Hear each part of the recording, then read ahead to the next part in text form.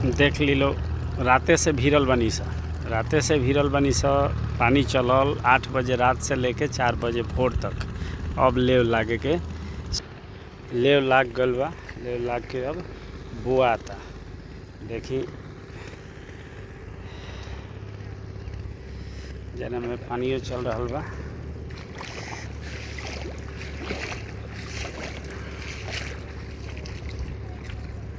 सब खेत के सिंगार होता। खेती या बेटी देख रेख के चीज़ बराते से भीरल बनी सा, तब आज जाके ही पूरा बोए वाला लोग आयल बलो, ये लोग बोअता लो। सब में देखी बियरा छिटल बा, पूरा छेवड़ में लोग भरल बा, बोनी करे वाला लोग।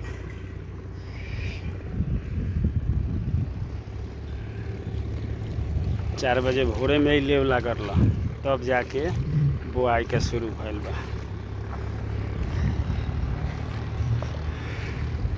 कहावत बा एगो कि लिपले पोतले डेहरी या पेन्हले ओढ़ले मेहरी। खेत के सिंगार देखी फसल से होला। जौन खेत नइखे बोआल देख लियो कैसे मने बेकार पड़ल बा, एकर सिंगार एकर हो रहल बा। देख ली बिया छिटल बा, ये बिया बोए वाला लोग अपन उठा बोआता। एने पाइप चलता, पानी चलता, जना से कि खेती के काम आज लास्ट बार रोपनी।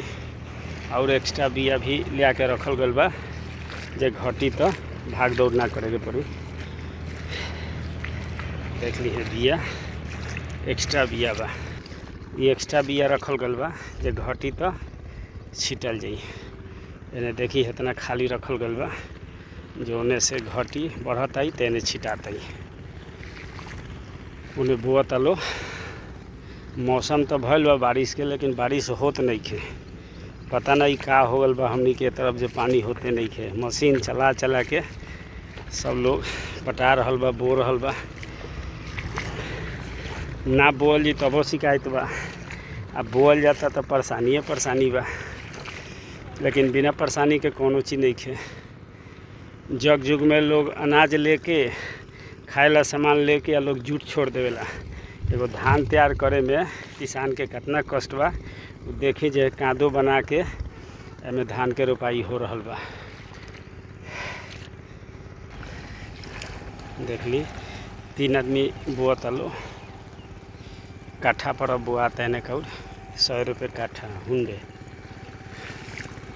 देख ली मशीन चलता, पानी जोड़ा गल बा, पाट रहल बा। ना पानी चली दरार फाट जाई, सब बोअल बेकार हो जाई। ठीक बा, फिर अगला वीडियो में लोग से मिलत नहीं। तब तक हमारे यूट्यूब चैनल पर खेती कैसे ही देखत रही लो, हर एक खेती के जानकारी लोग के देते रहे।